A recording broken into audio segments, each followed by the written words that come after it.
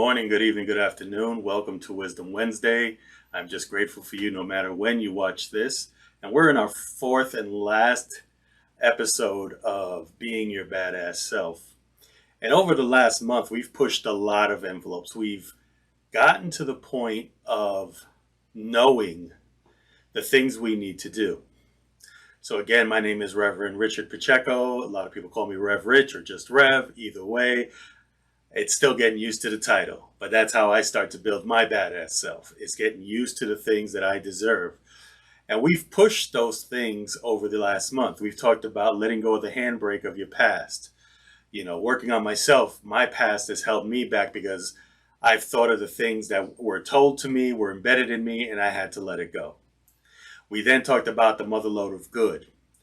And we go into that point, they're reminding ourselves that we have good all around us if we're willing to tap into it. And then finally getting over ourselves. Going back to what I said at the beginning is those beliefs and those actions and things that I've held back because of a fear or because of an embedded thinking. And we've pushed you to do exactly the same and make decisions of what your badass self looks like. Finally, today, we're going to bring it all home and we're going to kick our badass self into gear. So I want to compare it more or less to the five principles, of unity because it works in the same way. We had to let go of our past, so we needed to know that our thoughts create our lives. We know that we can tap into the mother lode of good, no matter what name we call our source. In my case, would be God. We have that infinite potentiality within all of us through this source, this energy that surrounds us. And principle number 2 talks about how we are good and divine because of this source working in, through, and as us. We talk about getting over ourselves. Again, goes back to thoughts create our lives, as well as our practice of meditation and prayer help us change the thinking that we have and get over those obstacles. But today, we truly are tapping into principle number 5, which is the truth we know is not enough. We need to live that truth. And as I said, today the title of the talk is Kick Our Badass Self into Gear. So the question I leave you with right now is, what is possible for your life?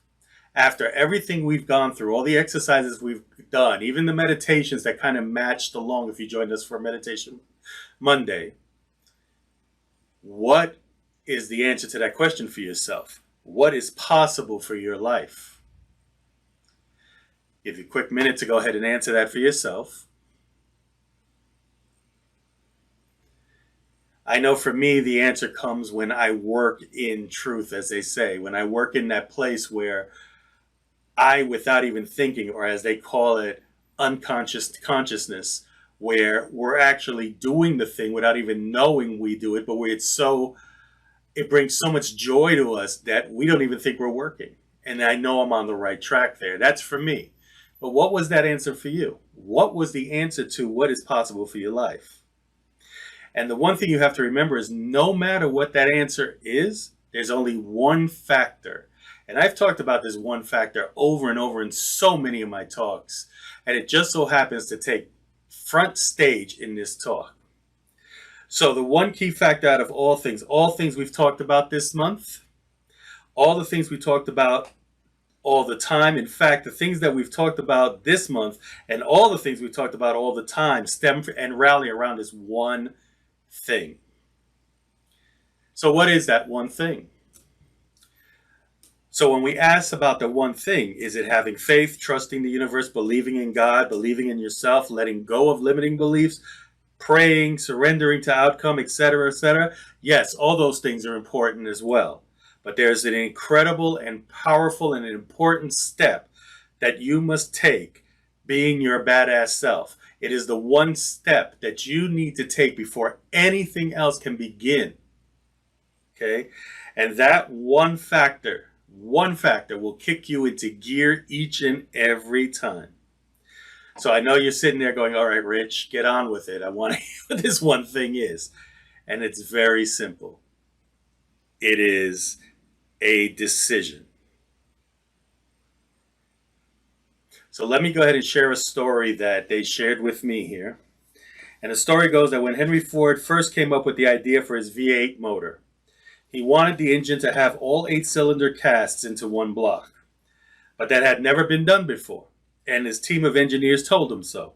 Not only had it never been done before, it couldn't be done. It's impossible. They said that over and over again. That, however, is exactly what Henry Ford wanted, so he told them to keep at it no matter what or how long it took. After an entire year of keeping at it, they came up with nothing. As they tried to tell him from the beginning, it couldn't be done. But Ford was quite sure about what he wanted. He wanted to create an 8-cylinder block engine so that he sent his engineers back to the drawing board mumbling and grumbling, and I'm quite sure the same determination to prove that it can't be done. But Ford was quite sure about what he wanted. He wanted to create an 8-cylinder block engine, and so he sent his engineers back to the drawing board. Lo and behold, eventually the engineers figured it out, and the V8 block engine was birthed. What is the key factor contained in this story? A committed decision. So it's not just the step of making a decision, but committing to a decision and standing by it. And as someone who was born in the 70s and 80s, driving a V8 in a car was everything. And if you're fans of Fast and the Furious, it's the only thing that Vin Diesel's character will drive in any of his races. All right, so let's go to the story real quick. Let's go back to the book. And of course, if I haven't reminded you, the book is by Jen Sincero. And this is what it means to make a decision for reals. When you make a no-nonsense decision, you sign up fully and keep moving toward your goal regardless of what's flung in your path. And stuff will most definitely get flung, which is why making a decision is so crucial. This stuff, and I'm sure she used another word there, is not for sissies. The moment it gets hard or expensive or puts you at risk of looking like a moron, if you haven't made the decision, you'll quit. If it wasn't uncomfortable, everyone would be out there doing it.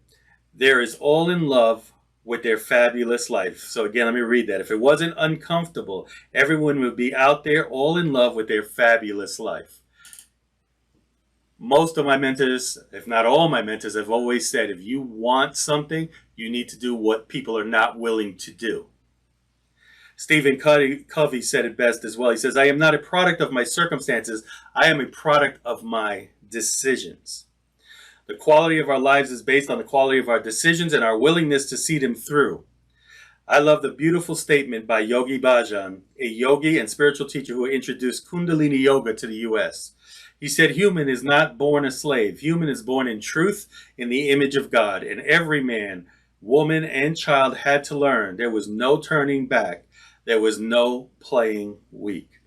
We can even visit our Christian scriptures, where Jesus was in the garden and he asked that, knowing what was about to happen, he asked that that cup be passed.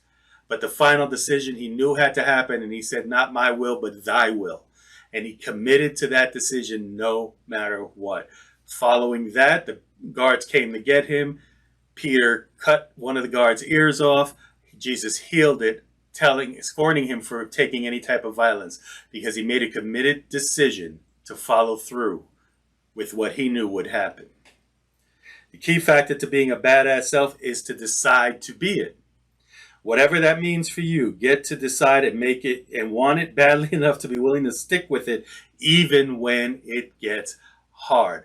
I used to say the biggest pet peeve I ever saw was the easy button by Staples. Now, I know their intention was to say you need your office supplies, you hit the easy button.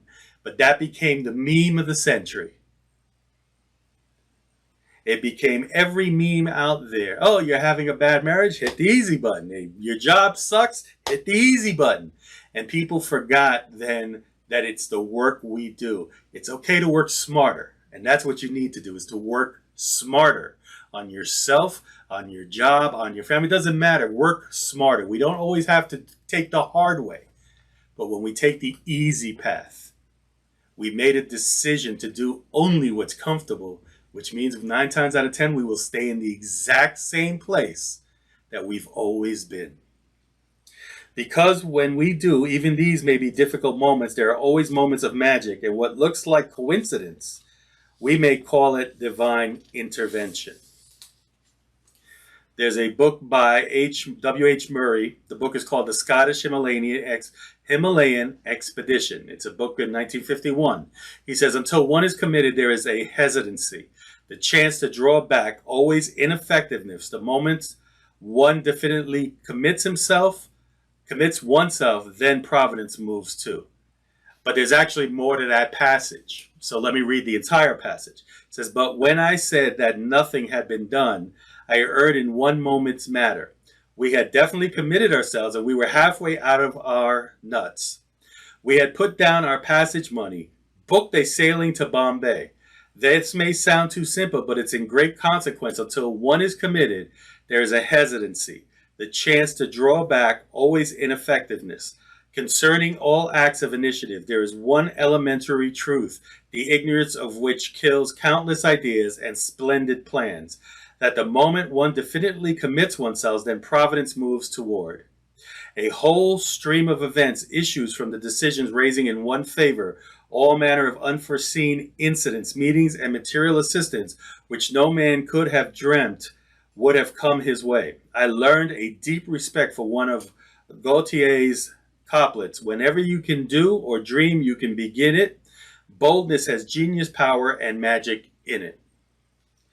So there's so many examples out there of people who have done exactly that. People who have gone against the norm to prove that it can be done.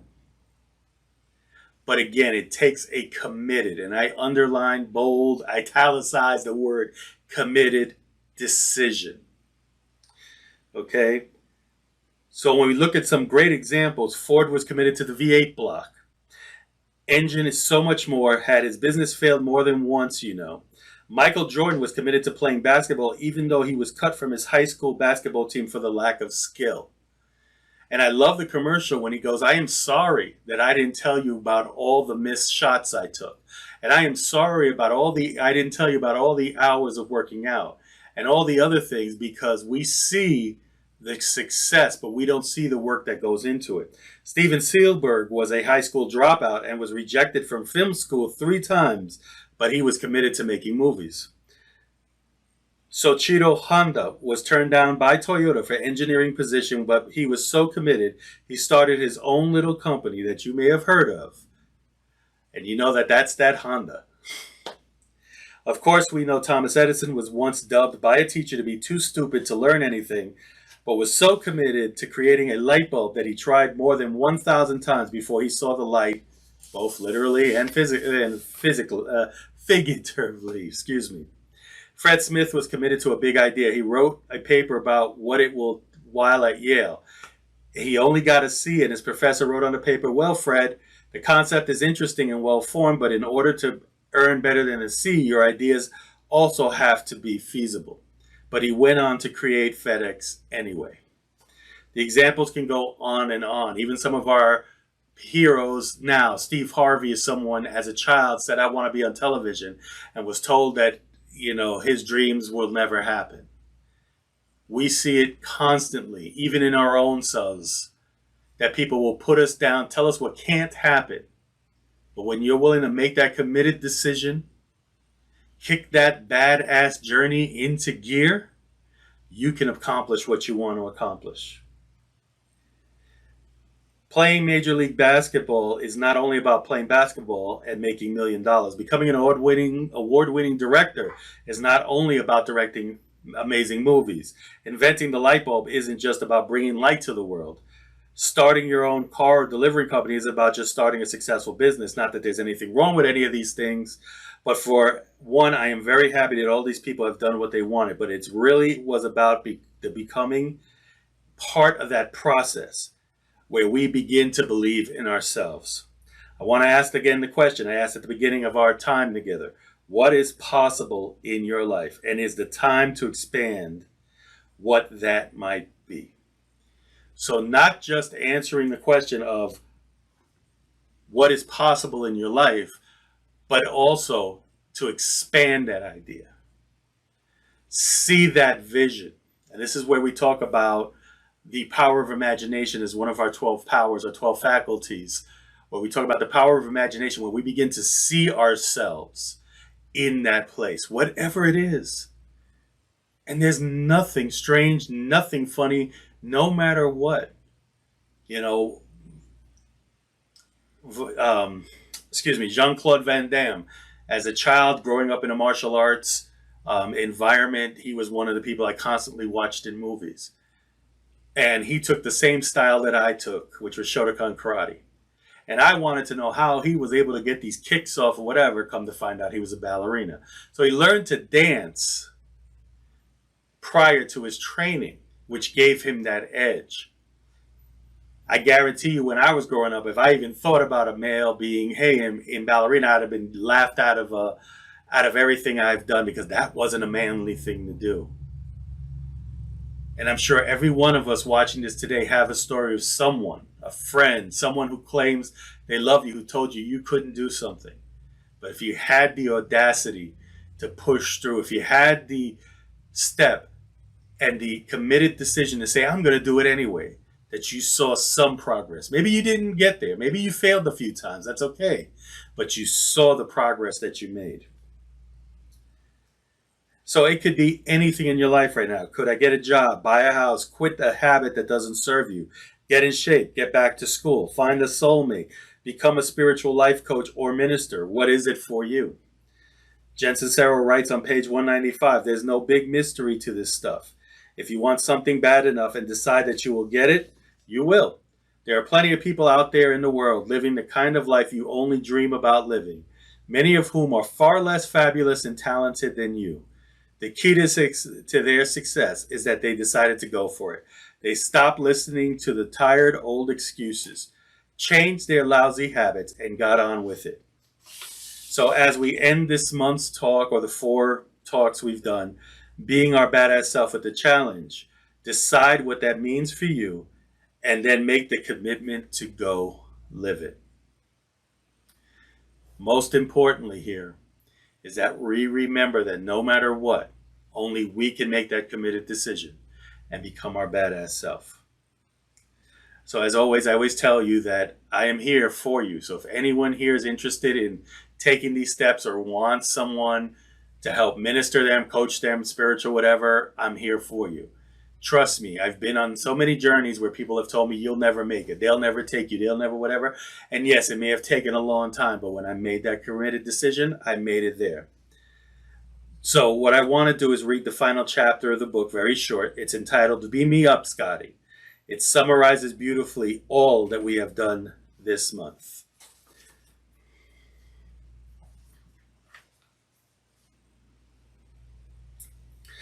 So the chapter opens up with a quote from Audrey Hepburn, who's an actress icon, who, nothing is impossible. The word itself says, I'm possible.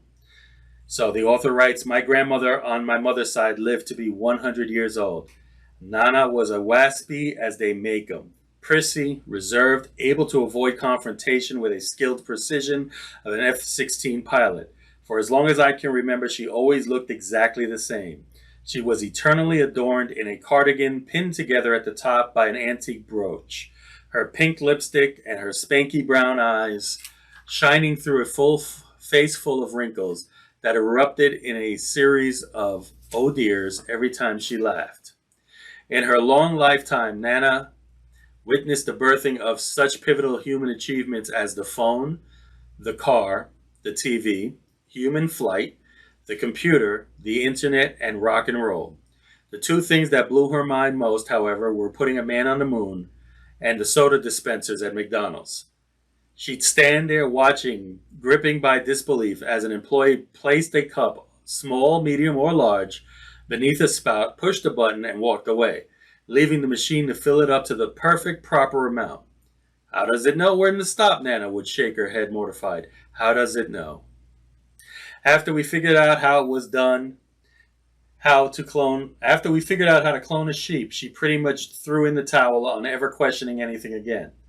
One day, my family took her out for lunch to a restaurant on the top floor of some giant hotel. When we got in the elevator, somebody accidentally pushed the button for the floor we were already on. the moment the door closed, making them open right up again. Thinking we'd just gone up 45 flights in a split second, we watched my sweet little grandmother exit the elevator, nervously patting her head as she wandered down the hallway, muttering to herself, "Why not?" I want to sign off here by encouraging you to pursue your dreams with the same belief that anything is possible as a little old lady in knee-high stockings and sensible heels who was born in 1903 and lived through the most technology flabbergasting century to date.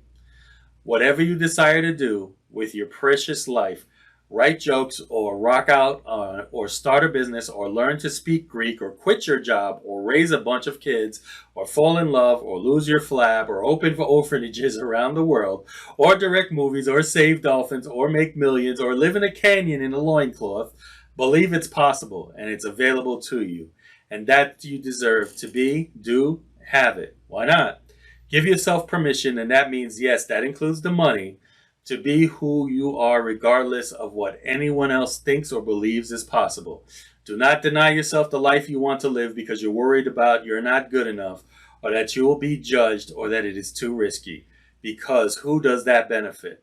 No one. That's who. When you live your life doing the things that turn you on, then you're good at then that you're good at, that brings you joy. That makes you shove stuff in people's faces and scream, "Check this out."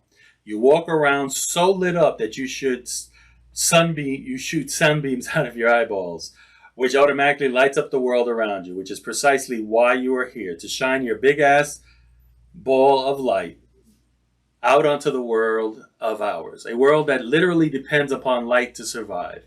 You are powerful, you are loved, you are surrounded by miracles. Believe, really believe that what you desire here and available to you, and you can have it all. Love yourself. You are a badass. So again, You Are a Badass, How to Stop Doubting Your Greatness and Start Living a Badass Life is the book by Jen Sincero that we covered over the last 4 weeks.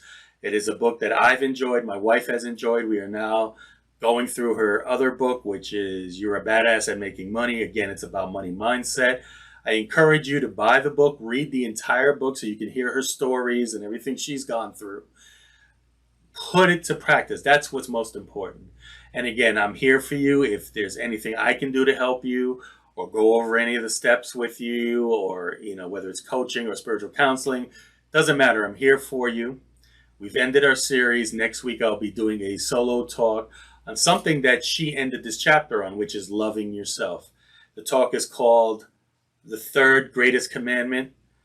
It talks about that one part of the 2 greatest commandments that we don't usually hear and we don't follow, but without it, the other 2 commandments really don't make sense. So with that, I leave you here. I pray that everything is well with you. Continue to pray, meditate, practice the principles that we learn here at Unity. Put these steps into place and really go out there and live your badass life. And I will see you either Monday for our Meditation Monday or next Wednesday with our next talk. And as well as always, remember, subscribe and hit the button on YouTube so you're always notified when a new video drops, as well as if you subscribe to the podcast where we also upload this talk. Just make sure you subscribe to the podcast so you know when another episode drops. With that, if no one else has told you, I love you, but most importantly, love yourself. And there's nothing you can do about it. And I will see you next time.